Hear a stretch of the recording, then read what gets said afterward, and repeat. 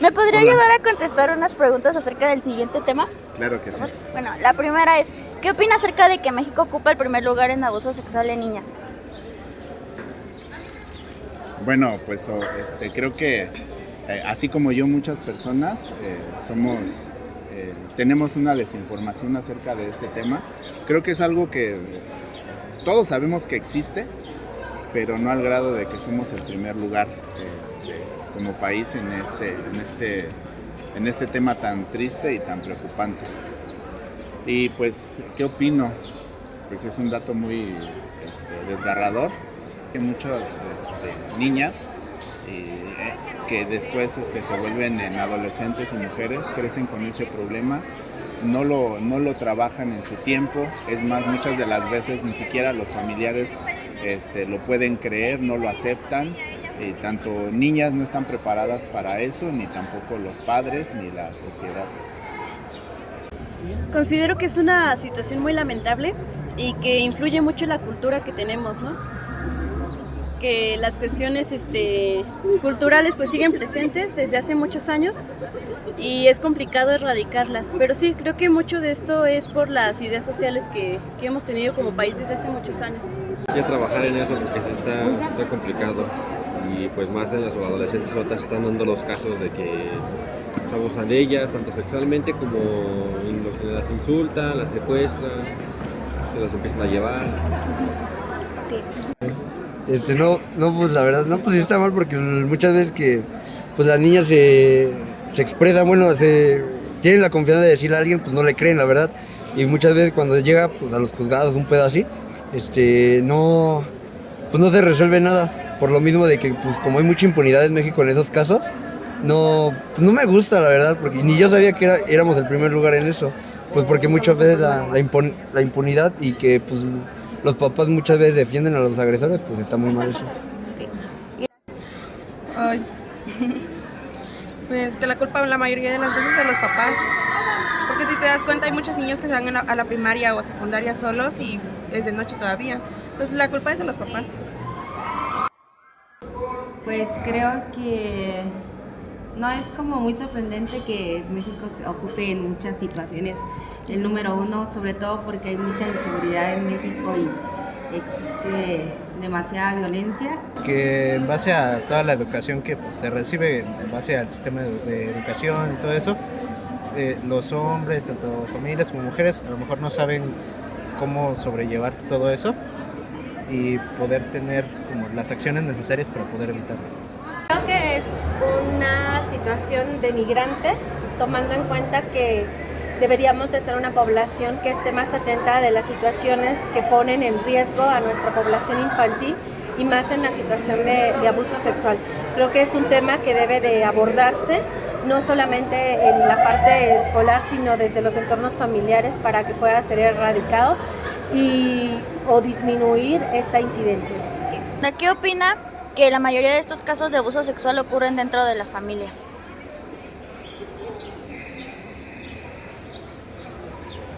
Pues que igual no pudiéramos creer que esto pasara, ¿no? Que pasara por un tío, por un hermano incluso, o por el padre. Es algo que la mayoría no podemos concebir, sin embargo, es algo real, es algo que existe, es algo muy triste.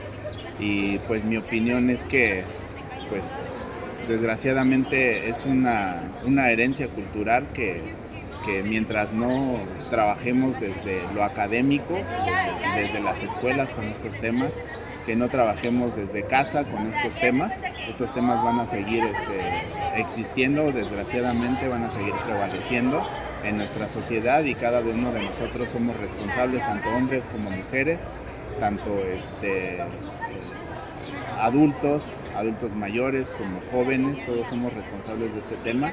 No deberíamos de tapar nuestros ojos hacia estos temas y pues solamente así pudiéramos erradicar o por lo menos disminuir estos tristes índices de abuso sexual en las niñas. Pues que más que nada pues algunos como padres y también nosotros como hermanos pues tenemos que hablar con nuestros pequeños o hermanos o cualquier persona que pase por eso, pues que que no tengan miedo al hablar, porque obviamente que la persona que quiera amenazar a la otra persona, a la víctima, pues yo creo que en este caso no tendría como que mucho, ¿cómo se podrá decir? Como que no tendría de por qué tenerle miedo, porque nosotros somos varios de los que queremos ayudar y obviamente para eso estamos, para ayudar a las personas que sufren acaso de esos abusos y que también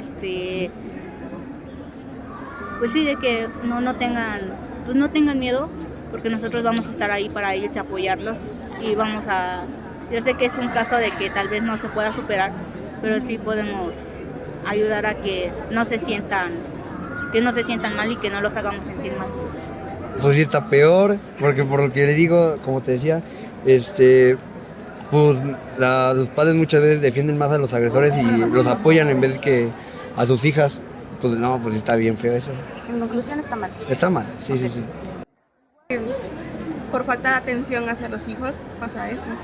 Y es como las mamás se consiguen una nueva pareja y nada más se enfocan en eso y no le ponen atención a sus hijas. Y igual ya sea de tíos o así.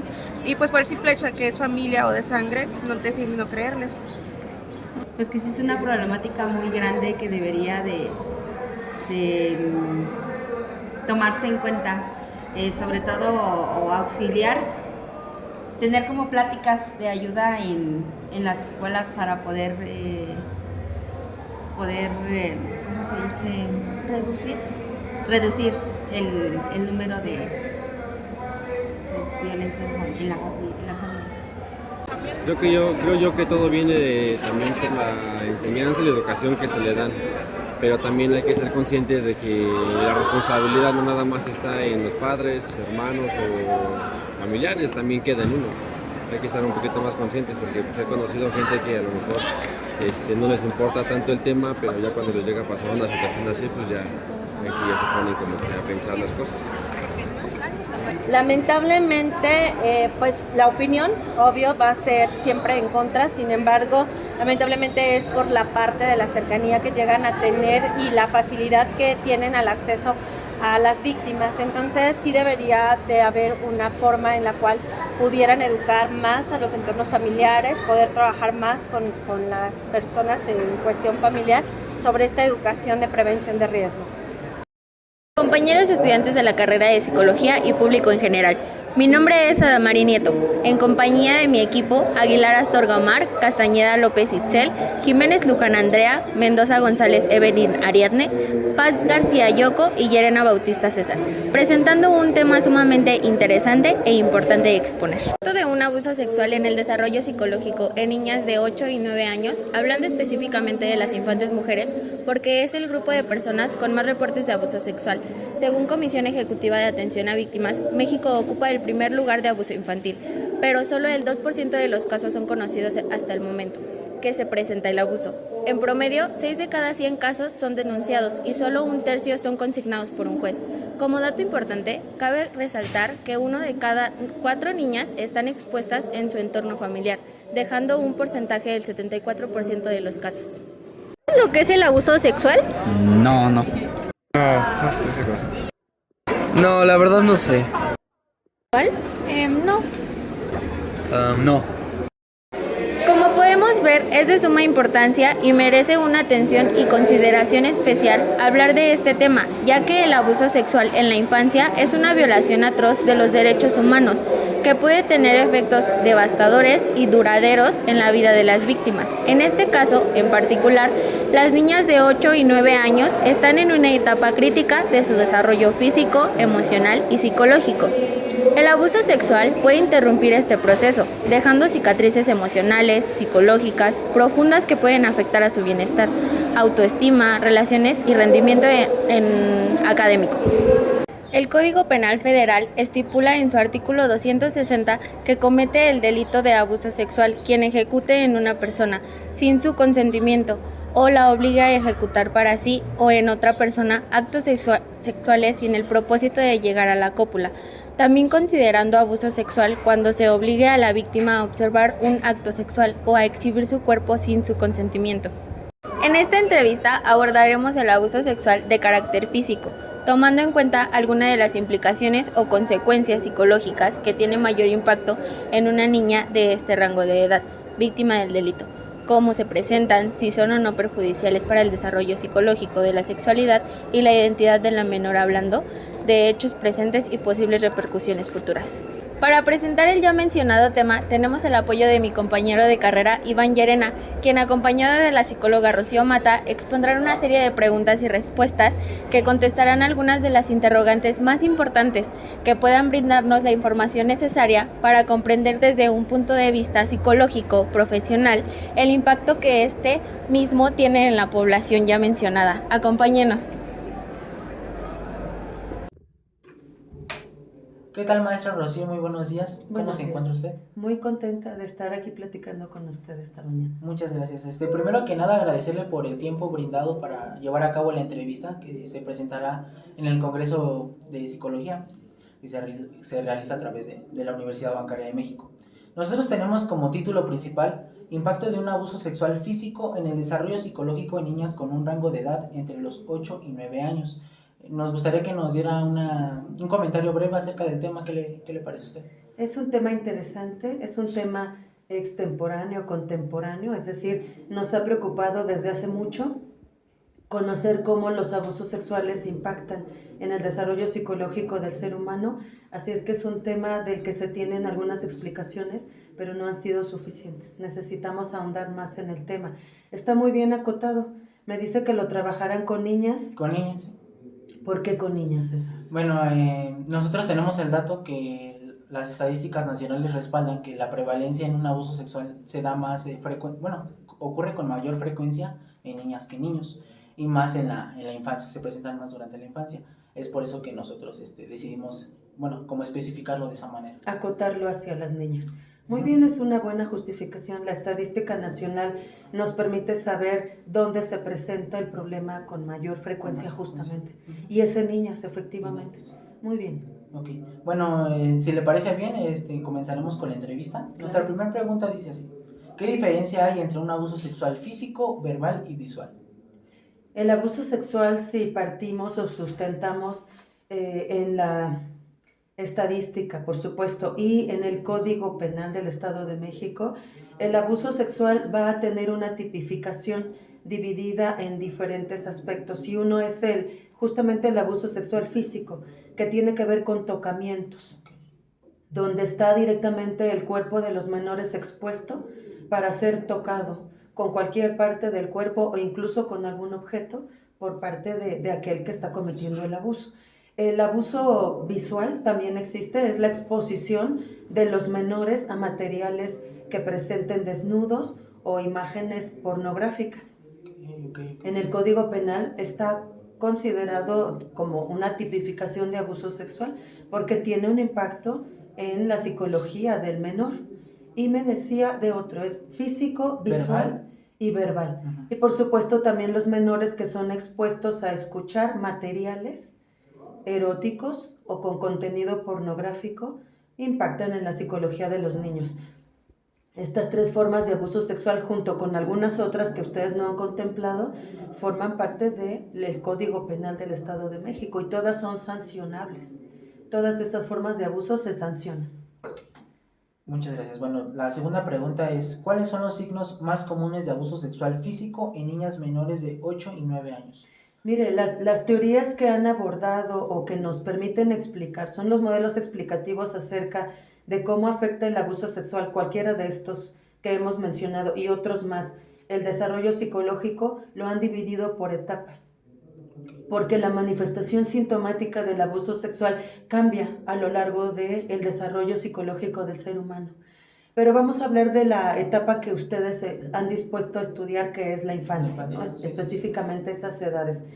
Las manifestaciones más frecuentes del abuso sexual en menores, cuando hay tocamientos, cuando hay exposición de los menores a materiales pornográficos, cuando escuchan incluso escenas donde hay interacciones sexuales en los menores, se manifiesta somáticamente, psicosomáticamente mucho en los menores.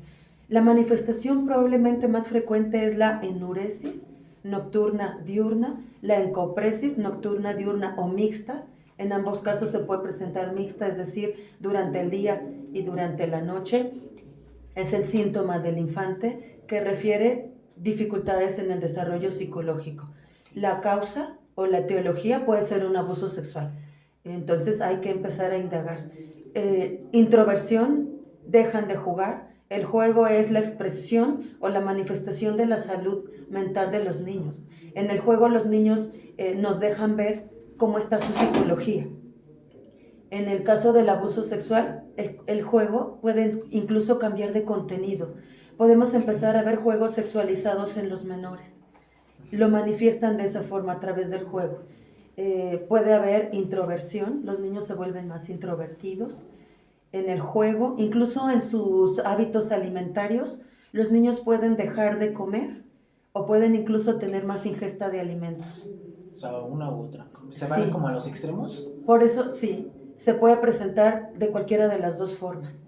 Hay muchos mitos en relación a las manifestaciones del abuso sexual, porque he escuchado que en ocasiones se advierte la idea de que un niño con abuso sexual manifiesta temor y se aleja de aquella persona que está cometiendo el acto de abuso, pero en ocasiones más bien el menor los busca, porque genera un vínculo. Entonces, depende del mecanismo. Es un tema complejísimo, ¿eh? Vamos a hablar un poquito de los mecanismos que emplean los agresores sexuales para tener a los niños captivos como víctimas.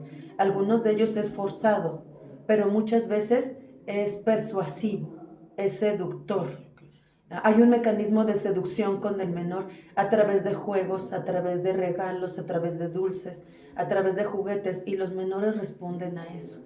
Así es que en lugar de huir al victimario, en ocasiones lo buscan porque han formado algún tipo de vínculo. Entonces, se tiene que hacer un diagnóstico diferencial tomando en cuenta múltiples aspectos en la manifestación sintomática, pero la encopresis, la enuresis, los cambios en las rutinas de juego, las modificaciones en las conductas alimentarias de los menores, observar también tal vez cambios en la interacción social con adultos o incluso con sus iguales, pueden ser las manifestaciones que nos lleven primero a una sospecha de abuso sexual y después se tiene que llevar a cabo la comprobación de los hechos a partir de la indagación en entrevistas y en la aplicación de algunos instrumentos. Por supuesto, la exploración física. Si es que el abuso sexual se llevó a cabo en la forma de violación, que es una de las formas sexuales físicas, de abuso sexual físico, pues la exploración física, como el primer, procedimiento profesional, y ya posteriormente hacer una indagación sobre las variables psicológicas implicadas en el abuso sexual. Bueno, nuestra siguiente pregunta es: ¿cuáles son las consecuencias emocionales y psicológicas que puede experimentar una niña de esa edad después de un abuso sexual? Las consecuencias, hablemos de las internalizantes. Las internalizantes son las consecuencias de tipo emocional afectivas. Cuando hablamos de lo emocional, hablamos del área de la afectividad. Las internalizantes tienen que ver con aquellas emociones que se suscitan hacia el sujeto mismo, hacia el sujeto menor mismo. Se manifiestan como síntomas de depresión, por ejemplo, la apatía. Puede haber incluso una falta de satisfacción de los menores hacia las actividades que cotidianamente producen placer o satisfacción en el menor, como el juego que decíamos. Las manifestaciones internalizantes en cuanto a las emociones tienen que ver más bien con eso. La expresión del síntoma que se ha depositado en el mismo sujeto. ¿Sí me explico? Es decir, no lo manifiesta con los otros. Son manifestaciones internalizadas del abuso que afectan sus emociones. Estados de tristeza, por ejemplo, síntomas depresivos, algo de ansiedad. Ansiedad y depresión, a nivel sintomatológico, son las variables internalizadas que se suscitan tras un abuso sexual y desde el infante ya se ven. Lo podríamos ver como estados de tristeza, incluso a llanto. Así es como se expresaría, ¿no? O ansiedad. Ver a los niños ansiosos con mucha inquietud, Entonces serían las dos manifestaciones internalizantes. Depresión y ansiedad. Y externalizantes las podemos ver, estas variables reflejadas en la interacción con los demás. Hay modificaciones en la manera en que juegan, en la manera en que se relacionan, en la forma en que se comunican con sus iguales y con los adultos. Es la forma en la que se externaliza el síntoma. ¿Sí, César? Sí, Si no queda claro algo. Queda claro, sí, maestra, no se preocupe. Bueno, como siguiente pregunta tenemos, ¿cómo se ve afectada la percepción de las niñas sobre su propio cuerpo y su imagen corporal después de experimentar un abuso sexual? Sí, puede ser desde una implicación mínima, donde los menores identifiquen perfectamente qué parte de su cuerpo ha sido tocada, obviamente sin su consentimiento, y se genera una conflictiva justamente con el esquema de su corporeidad, y puede haber una manifestación sintomática muy severa donde los niños incluso tienen un desprecio por su propio cuerpo. En algunos dibujos infantiles de menores, no podemos generalizar y decir que se presenta en todos de la misma forma, pero he visto dibujos infantiles justamente que se aplican con la intención de revisar esta parte de cómo los menores perciben su cuerpo, perciben y aceptan su cuerpo. Y hemos visto dibujos donde está únicamente la cabeza y las piernas. La omisión del dibujo del cuerpo en el menor implica que hay un rechazo. Claro que se tiene que indagar, el dibujo por sí solo no es un elemento diagnóstico, pero el dibujo ya nos va aproximando a entender que ha habido una desconexión, un desconocimiento o un rechazo hacia el propio cuerpo en los menores. Es un área a trabajar. Nuestra siguiente pregunta es, ¿cómo se ve afectada la confianza en figuras de autoridad? Es un tema poco explorado, o cuando menos no he leído mucho acerca de esta afectación directamente con las figuras de autoridad, pero asumo que hay una afectación. Los menores de inicio pueden relacionarse con un vínculo de confianza con los adultos, con aquellos de los que espera, sí, tal vez autoridad, disciplina, pero también cuidados.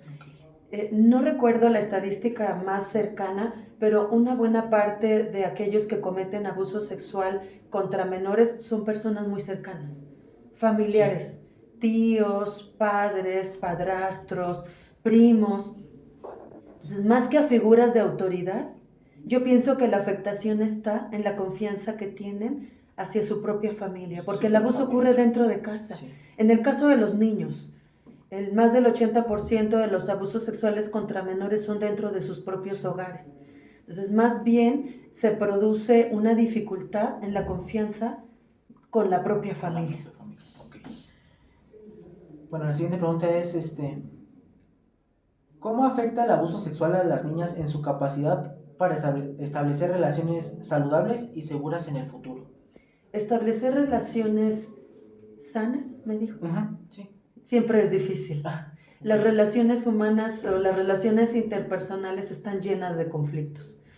O sea, establecer relaciones sanas para cualquier ser humano es un desafío, pero en el caso de las personas que han sufrido abuso sexual, el tema de la confianza con el otro es un tema que de inicio dificulta, ¿no? El estado de vulnerabilidad en el que se encuentran durante el abuso hace que cuando inicien una relación interpersonal, sobre todo de pareja, ¿no?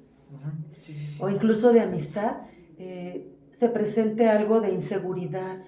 Como que se retrae, ¿no? Hacia abrirse, como hacia Por supuesto, el abuso sexual va a traer como mecanismo un cierre, es una defensa, ¿no? Es una defensa que forma parte de lo que se suscita tras cualquier tipo de abuso, como un estrés postraumático. Entonces el mecanismo es cerrarnos para protegernos. Como que asocia, ¿no? Que como ya les pasó una vez, a lo mejor puede que, o sea, como que ya siempre están como a la defensiva de que como ya lo sucedió una vez, pues se protegen ellas mismas para no sentirse como vulnerables hacia las demás personas. Y puede ser parte de las ventajas que se obtienen, porque a pesar de que el abuso sexual contra menores es totalmente indeseable en nuestra sociedad, en nuestra cultura, cuidamos mucho que no ocurra y ocurre más de lo que quisiéramos. También tiene ciertas ventajas. Por ejemplo, esa experiencia hace que se desarrolle mucha más precaución a lo largo del resto de la vida. Incluso cuando estas niñas lleguen a ser madres, probablemente tendrán muchas más estrategias para proteger, porque su experiencia les hace saber cuáles fueron los riesgos a los que estuvieron expuestas. Y puede ser que sanamente desarrollen mecanismos de protección con sus hijos o con los menores que estén a su cargo, ¿no? Si son maestras en las escuelas, etcétera. Entonces es una de las ventajas. Pero sí se dificulta su interacción con los demás, sobre todo la parte de la confianza en la relación interpersonal. Se tendría que trabajar mucho para que en sus relaciones se sientan en confianza y no vulneradas. Ok. Bueno, la siguiente pregunta es, ¿cuáles son los posibles efectos del abuso sexual en el rendimiento académico y en el desarrollo cognitivo de las niñas? Ha habido investigaciones, estaba leyendo hace poco una investigación y se encontró una correlación positiva entre el rendimiento académico y los abusos sexuales en menores. De hecho, no fue una correlación positiva.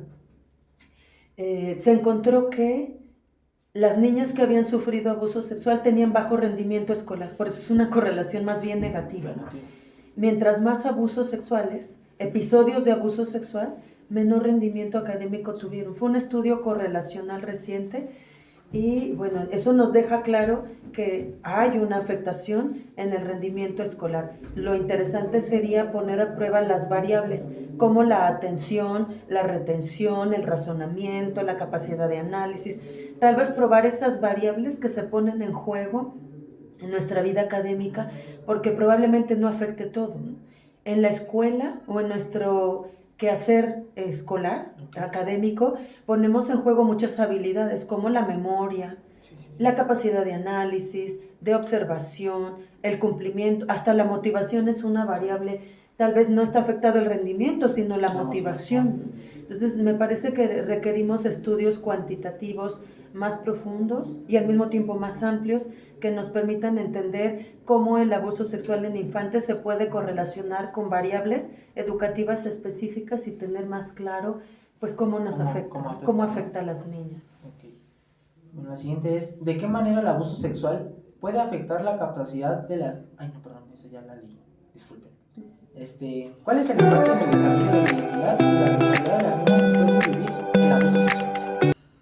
La construcción de la identidad, si nos basamos en un modelo psicodinámico, tiene que ver con la identificación de las figuras significativas en el desarrollo temprano de los sujetos menores. Es decir, puede ser que veamos una afectación en el desarrollo de la identidad si el abuso sexual provino de la figura que comparte su mismo género, su mismo sexo. Porque ¿cómo identificarse con la figura que infligió el daño? Y es que estamos hablando de abuso sexual, pero asumimos que el abuso sexual en una niña siempre es por parte de un varón adulto y no necesariamente. El abuso sexual puede provenir de su madre o de alguna otra mujer.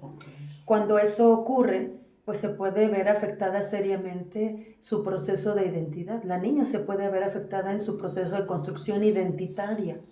Ya no se siente... Ya que la figura de identificación, que en este caso sería la madre, si es la madre quien inflige el daño en los menores, eso puede causar que la figura de identificación se desvíe y su identidad puede tardar mucho en su construcción, porque la construcción de la identidad está basada en las figuras de identificación que van construyendo justamente el perfil identitario en los menores y en los seres humanos. ¿Cómo se puede apoyar a una niña que ha sido víctima de abuso sexual? Todos los modelos psicoterapéuticos tienen en sus programas de intervención justamente estrategias para intervenir en estos casos, porque son de los que llegan a la consultoría clínica. Si se trabaja con el modelo cognitivo-conductual, hay un programa específico para intervenir abuso sexual. En el modelo del psicoanálisis también, en el modelo humanista también, en el modelo de psicoterapia gestal también.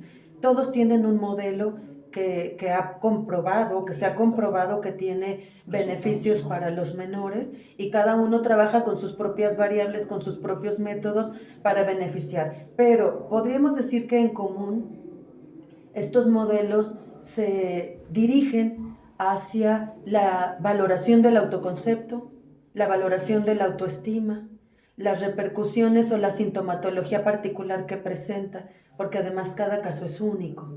Los métodos no se aplican de la misma manera. Entonces, cada uno de los modelos de intervención que tenemos en la psicología contemporánea se enfocan a variables específicas y en todos los modelos se ven beneficios. Probablemente lo que no beneficia es que no ingresen a un proceso psicoterapéutico, ¿no? Y que se piense que con el tiempo se pasará. No, cualquier modelo ofrece beneficios. Lo único que debemos evitar es que las niñas vivan su proceso solas. Bueno, referente a esa, teníamos una pregunta siguiente que era más o menos si había un modelo como perfecto o ideal a seguir, alguna terapia ideal a lo mejor, pero ahorita bueno, que nos comenta, dice que es como a lo mejor un conjunto de todos y que todos dan resultados, pero sí teníamos esa duda de si hay como un proceso ideal para llevar a cabo, bueno, para ayudar en este caso a la niña. Bueno, ideal no, para no movernos en el idealismo filosófico, ideal no, podríamos decir que depende de las necesidades de los usuarios, en este caso de las niñas, depende de sus necesidades, depende de cómo ocurrió el suceso, depende de cuántas veces o cuántos episodios de abuso sexual sufrieron, durante cuánto tiempo, etcétera. Algún modelo puede beneficiar más que otro, pero todos tienen un beneficio. Cualquier proceso psicoterapéutico produce beneficios en el desarrollo del ser humano, permite el descubrimiento, permite asumir, permite integrar esa experiencia en nuestra vida y todas nos van a llevar a obtener de esa experiencia algún aprendizaje, algún beneficio, algo en que podamos mejorar. Entonces todos nos van a llevar a una mejora, pero a veces las personas tienen que probar el proceso, los métodos, y ellos mismos deciden si les está beneficiando. Aquí lo importante es que se mantengan los usuarios el tiempo que tenga que llevar el proceso. A veces ocurre que abandonan muy temprano el proceso porque además esperan ver resultados inmediatos. Y la psicoterapia es un proceso. Entonces necesitamos hacer conciencia de la importancia que tiene ingresar y permanecer en un proceso el que hemos elegido durante un tiempo suficiente para poder determinar si los beneficios se están experimentando o no antes de cambiar a otro, porque terminamos todos haciendo solo un intento inicial y no nos dan tiempo a veces de ofrecerles todas las ventajas que el modelo, porque el beneficio en la psicoterapia no depende del psicoterapeuta, sí, de su formación, pero depende del proceso y depende mucho de lo que los usuarios hacen, el compromiso con el que enfrentan la problemática que están llevando a la consultoría. Entonces, cualquier modelo. Cualquier modelo podría ser. Bueno, como última pregunta es, ¿qué medidas de seguridad y prevención se pueden tomar para proteger a las niñas de 8 a 9 años de edad del abuso sexual? Pues las medidas de protección o la intervención, la protección o estas medidas tienen que ver con brindar una educación sexual temprana de forma muy clara. Es un tema muy complejo, porque de pronto como psicólogos nos preguntan o como psicólogas nos preguntan a qué edad debe iniciar la educación sexual, quién la debe llevar a cabo, con qué términos se debe explicar. Y la verdad es que esto está atravesado por múltiples variables o factores de tipo cultural y al final cada familia lo está enfrentando. Más que educar a los niños, a mí me parece que la prevención tendría que empezar con apoyar a los padres en esta compleja tarea de brindar educación sexual a los niños. Entonces, que los padres probablemente pudieran estar en los talleres de sexualidad para conocer la forma justamente de encauzar la educación sexual en sus menores, poderles brindar información. Algo importante es que la cultura mexicana tenemos una tendencia muy fuerte a formar niños obedientes hacia los adultos. Es muy común que les pidamos obedece a tus adultos, obedece a los adultos. Tenemos que empezar a revisar justamente estos aspectos que son culturales y que me parece que han tenido un cumplimiento en los modelos disciplinares de las familias mexicanas, pero también nos pueden llevar a riesgos. Porque incluso en la escuela a veces la mamá le pide a sus hijos obedecer a sus profesores en todo lo que estos dicten. Y eso puede ser un factor de riesgo. Habría que analizarlo más. pero la formación de la obediencia absoluta con el adulto puede ser también un causante, ¿no? Entonces, obedecer, sí, pero también tenemos que enseñar a discernir. Como cuestionarse, ¿Cuándo? ¿no? Sí, formar a niños críticos que puedan discernir en qué momento tengo que romper con ese precepto, ¿no? Que se nos forma desde muy pequeños de obedecer siempre al adulto, cuando lo que el adulto nos solicita es una práctica que atenta contra nuestra salud mental o sexual, Claro. pues saber decir no. Como Entonces tener hay, un criterio propio, ¿no? Más allá también podría ser. sí, claro, y discernir en qué momento decir no. No, eso me lastima o eso me hace daño, y no importa que sea un adulto, saber decir no. Así es que la educación sexual o la prevención de este tipo de casos está más allá de solo la educación sexual. Hay muchas otras variables implicadas. Tiene que ver con estilos de crianza, tiene que ver con aspectos culturales, con preceptos como este que hemos dicho, la obediencia absoluta al adulto, que pone vulnerable a los niños. Entonces se tendría que pensar en un programa un poco más amplio, que contemple una educación sexual, pero que también revise otras variables que vulneran o que pueden vulnerar a nuestros niños y niñas. Bueno, pues así ha concluido nuestra entrevista con esta última pregunta. De antemano, pues yo le agradezco mucho el tiempo que nos regaló y le aseguro que toda esta información compartida será muy útil no solo para nosotros como equipo que hemos desarrollado esta videoconferencia, sino también pues para todos los que a los oídos a los que pueda llegar. Fue una información pues muy útil y muchas gracias. Con mucho gusto, gracias por escucharme. Hasta pronto. Hasta pronto. Como pudimos escuchar, el abuso sexual en niñas pequeñas es una problemática grave y lamentable que tiene consecuencias devastadoras en la salud física, emocional y psicológica. Una de ellas es el impacto a largo plazo, ya que puede generar traumas emocionales, trastornos de ansiedad, depresión, problemas de autoestima y dificultades en las relaciones interpersonales y trastornos del comportamiento. El silencio y culpa también se ven involucrados. Las niñas a menudo guardan silencio sobre el abuso sexual, debido a la manipulación, amenazas de los abusadores, así como el sentimiento de culpa y vergüenza que sienten cuando éste se llega a decir. La familia es quien prefiere cubrirlo, ya que desgraciadamente dentro del círculo familiar es donde más se da el abuso. Es fundamental brindar a las niñas pequeñas que han sufrido abuso sexual el apoyo adecuado y el acceso a tratamiento terapéutico. El apoyo emocional, la terapia y el asesoramiento especializado pueden ayudar a las niñas a superar las secuelas del abuso y promover su recuperación. Es importante tomar conciencia de esta problemática, brindar apoyo a las víctimas y trabajar en la prevención y educación para garantizar un entorno seguro y protegido para las niñas. Por último, agradecemos la presencia de la psicóloga Rocío Mata, a nuestro entrevistador y producción, que sin ellos esto no hubiera sido posible, y principalmente gracias a ti por quedarte hasta el final de esta videoconferencia.